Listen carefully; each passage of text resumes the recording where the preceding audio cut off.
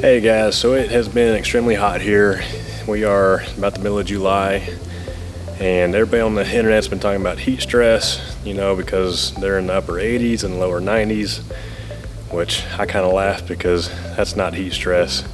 We've been in the 100-degree temps for several weeks here, and we've seen up to 110 degrees for a couple of days in a row, and so we've definitely experienced the heat stress here. So today I'm going to check out the putting green. We're going to do a little bit of work on it because it's not so much heat stress as much as it is just hungry, and it's hungry because I'm not able to put as much liquid application on there because of the heat. And so what I'm actually going to do today is put down a granular application so that way the roots can absorb some heavier rates of nitrogen and give it some nutrition that it's longing for.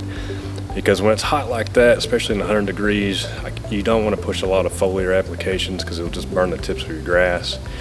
And so that's why I'm going to go with a granular application today to just help it out to this month of July, which is the hottest part of the year for us. And it'll help get the putting green back in good dark green color, and the grass will be healthy again, and we'll be able to keep fighting off diseases and things that come our way here in the fall. So let's get after it. Let's go do a mow and let's put some fertilizer down on this green. So something that happens to me here every year is my collars around the putting green, they tend to get burned, and that's just something I deal with. I mean, I've got bent grass here in West Texas in 100-degree temps in the summer, so I lose it from time to time. So you can see, some of this is burned off and more of it has burned off over here. And so some of that damage there is from my neighbor. He had his fence stained, and the painter that he used burned a lot of my bent grass over here on this side of the fence. So I'm gonna have to put some seed down in the fall, which I have to do that every year anyway, and it'll help recover these collars, because in the fall I'm able to actually lower my mowing height on the collars and get it looking good again. So that's something I've got to deal with too as far as the stress goes in the summer, is my collars get burned off a little bit. And so the way that I avoid the green from getting burned during the summertime is I actually launch irrigation cycles for 1 minute a couple times a day at 1 o'clock and 3 o'clock. And 1 o'clock and 3 o'clock are the hottest parts in the afternoon that my putting green gets direct sunlight. And so what I do is I launch those up for 1 minute, and that helps cool everything down. So it's just like for humans, we sweat, when it's really hot outside, and that's how we cool ourselves down. Same thing for the grass. That little bit of moisture that comes from the irrigation system, it helps cool everything down, gets a little breeze, a little bit of airflow across there, and really cools the leaf blade down almost 20 degrees instantly. And so it's how I keep the leaf tips from getting burned. It's how I keep from losing all this bent grass. And I've tried in years past, doing different soaking periods. So like I would soak it down for several minutes, thinking that would really cool it down. But really what happened is it turns into like a boiling pot of water, and it's just too much water. It just sits there and boils everything and chokes everything out, and you start to get disease and things like that. So during the afternoons when it's really hot like that, you just want a 1 minute cycle just to cool everything. And the way that I came up with my irrigation times is if you pay attention to the golf course, those guys go out there in the golf cart and they water the putting greens by hand. And they do it a couple times a day, sometimes 3 times a day, just to cool everything down. They put a mist nozzle on that hose, and you'll see them out there soaking down the putting green while you're, playing through on the golf course. So that's what they're doing. They're cooling that bent grass down. That way they don't lose it during the summer.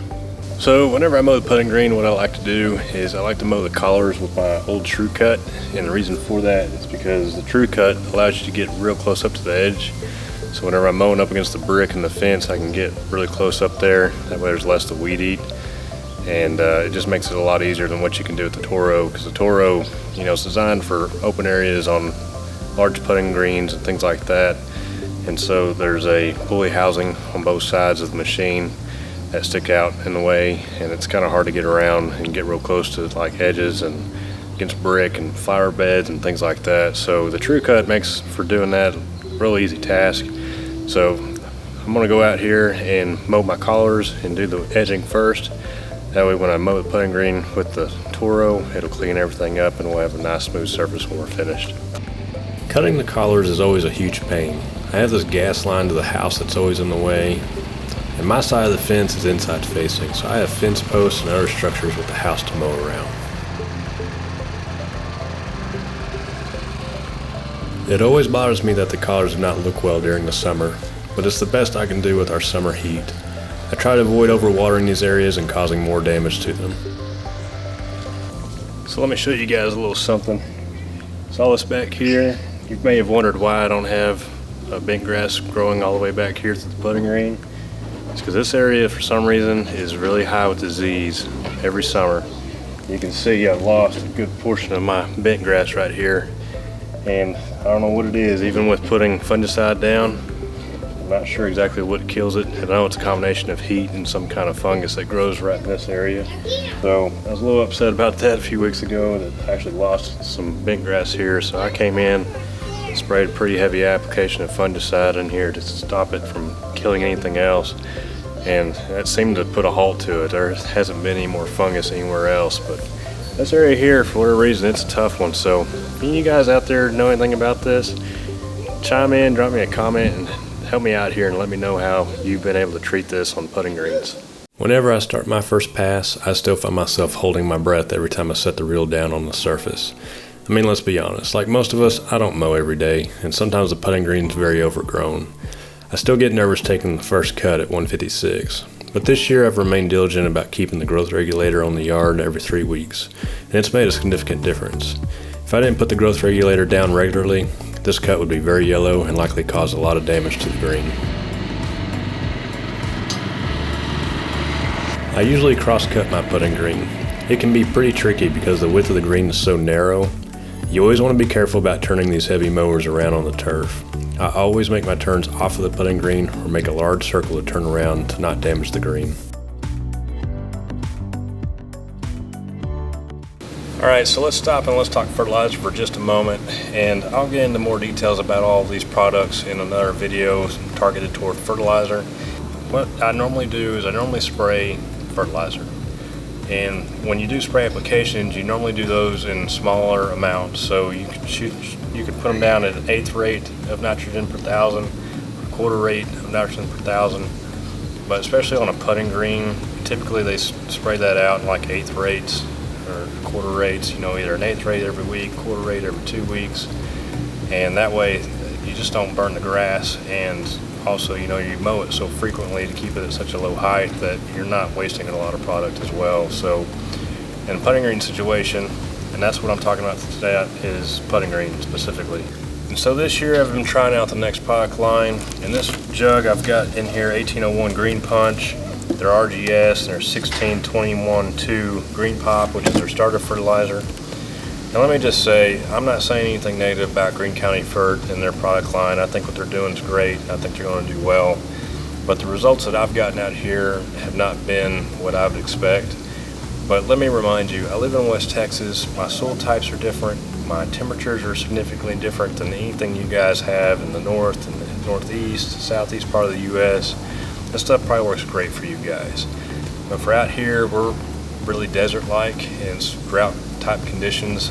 And the results that I've gotten with this is you'll get some green up happen really quick, but it only lasts for a few days. And I find that after I mow, my yard's always hungry. It's got a yellow look to it.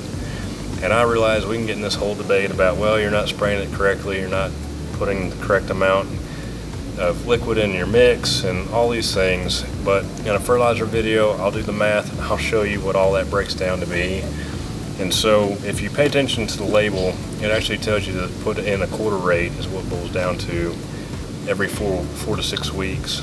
And so I've actually been putting down a 1/4 rate every 2 weeks, and I've also tried a 1/4 rate every week to see how the results vary, and I've gotten the same results. They're just not a lot of punch to it. And so the product that I actually stick with is actually this one right here. This one's the classic 1836 with 50% of slow release nitrogen. That's what the SRN stands for. This gel you can get from domyown.com, and it is specially formulated for golf courses. On the label, it's got the breakdown for the rates for greens, fairways, and tee boxes, and this stuff makes a huge difference in your yard, especially for Bermuda.